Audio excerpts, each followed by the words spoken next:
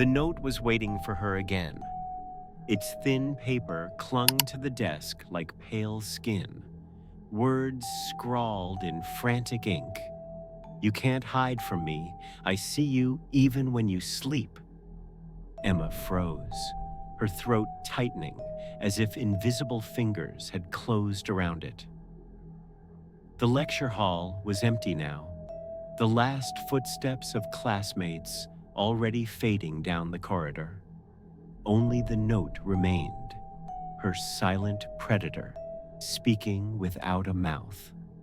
Her hands shook as she lifted it. The smell of cheap ink and sweat clung to the paper, as though it carried the stalker's breath with it. Somewhere beyond the heavy doors of the lecture hall, the campus exhaled in night silence. But here, in the stale air of the room, the shadows seemed to lean closer, waiting.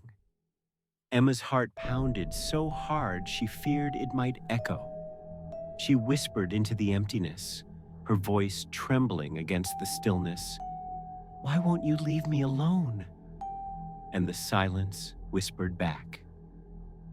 By day, the college seemed harmless enough. Students laughed in clusters near the fountain. Professors strolled with worn leather satchels, and the air smelled faintly of autumn leaves and damp brick. But to Emma, the campus felt different. Every corner was heavy with watching eyes. Every window held a reflection not entirely her own. She was 20, quiet, almost invisible. The kind of girl others brushed past in hallways without a glance.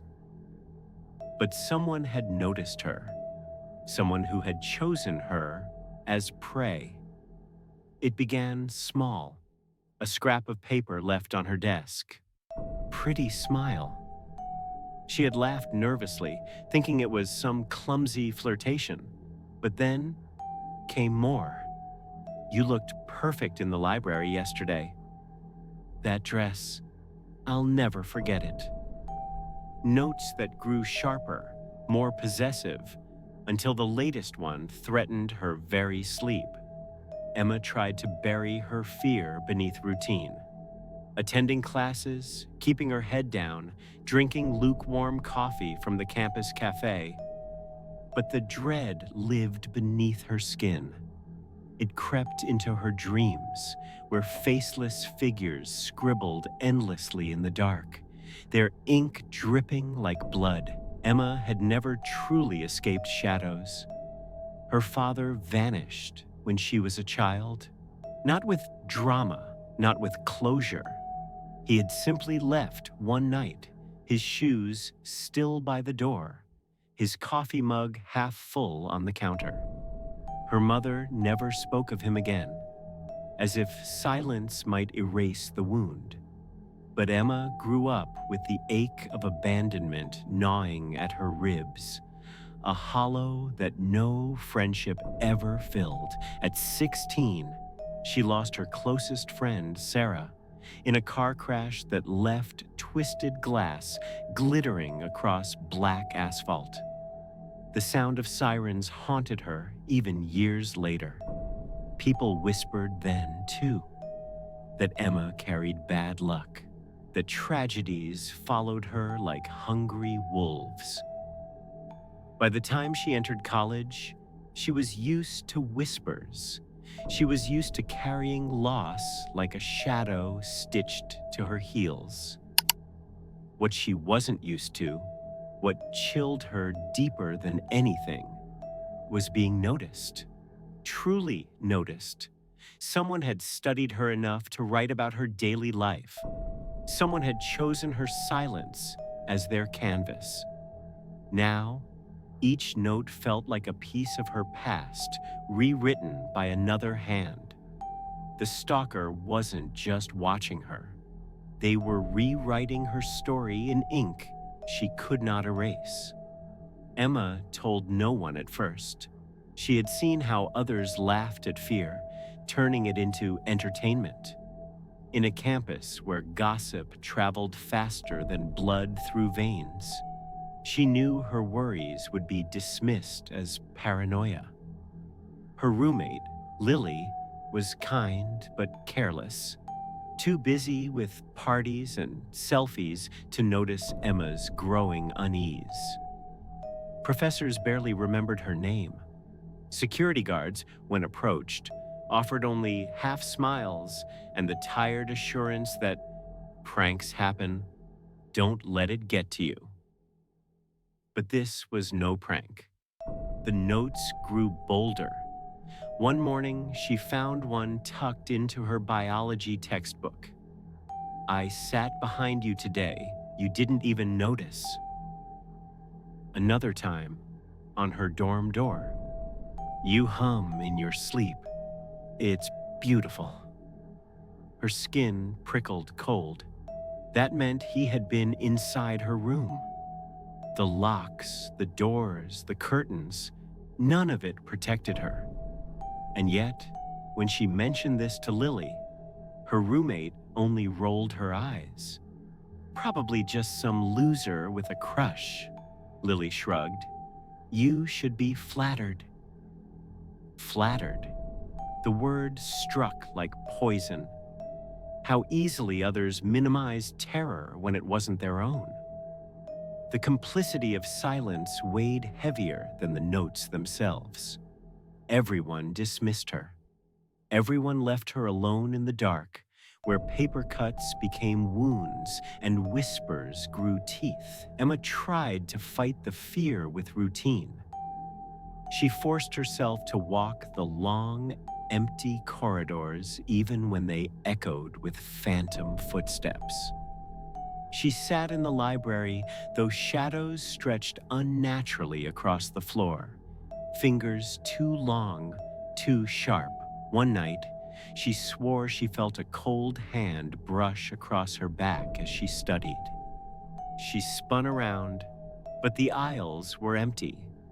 Only rows of silent books glaring down at her.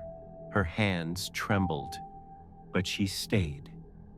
She whispered to herself like a vow, "You won't chase me away." Yet the terror did not relent. In her dorm, objects moved. A hairbrush she had left on the dresser appeared neatly placed on her pillow. Her mirror bore faint smudges shaped like fingertips. The air grew colder, as though someone stood beside her, breathing frost into her ear. Still, she persisted. Her endurance became its own kind of defiance. If the stalker wanted her broken, she would remain whole. If they wanted her silence, she would whisper louder to herself.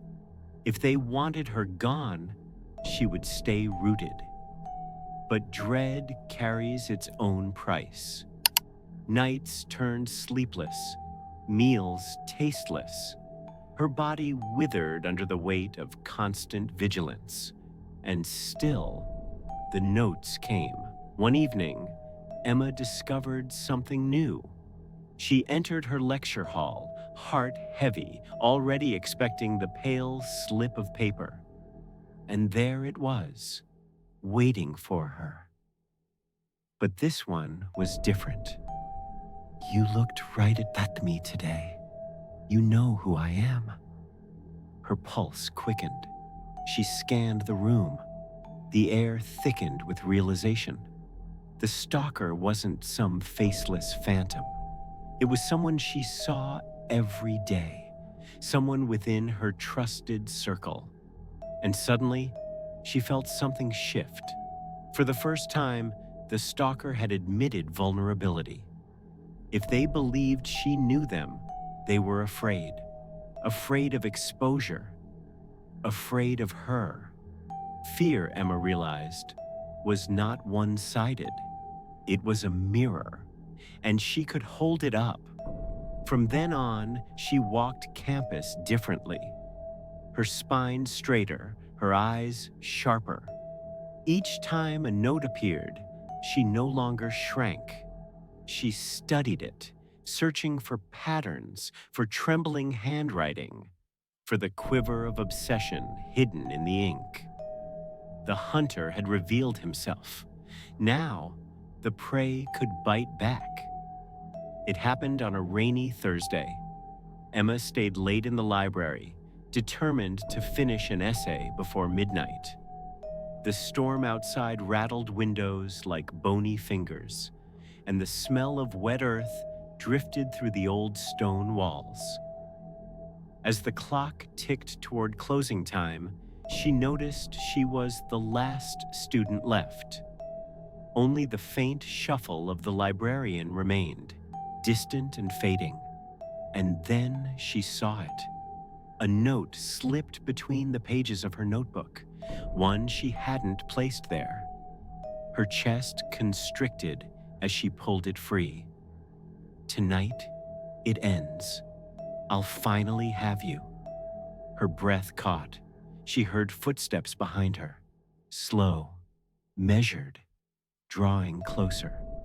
Emma turned, and there he was, Mark, her tutor, a friendly face she had trusted for months.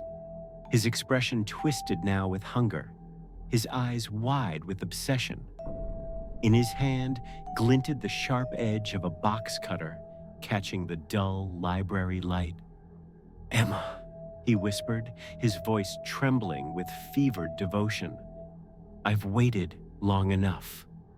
She froze, but her defiance burned through the terror. Her voice steadied, sharp as glass. "You should have stayed in the shadows." Mark lunged, but before his blade reached her, heavy arms tackled him to the ground. Security guards burst from the stairwell, their radios crackling, their grips unyielding. The box cutter clattered uselessly across the floor. Mark screamed her name as they dragged him away, his voice echoing like a curse. Emma stood trembling, breath ragged but unbroken. In the days that followed, students whispered about the attack. Some gasped in disbelief. How could it have been Mark, the quiet, trusted tutor? Others looked at Emma differently, with a mix of pity and unease. But Emma carried herself with the same resolve as always. Fear had not broken her. It had forged her. She knew something most people never would. Terror is not simply endured, it is survived.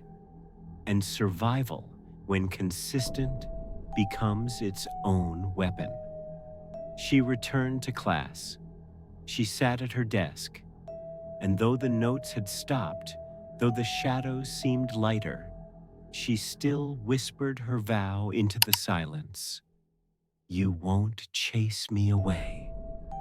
Because survival, she had learned, is not a single act. It is persistence, repeated, a flame that refuses to be smothered. And sometimes, that persistence is the only thing keeping the darkness at bay.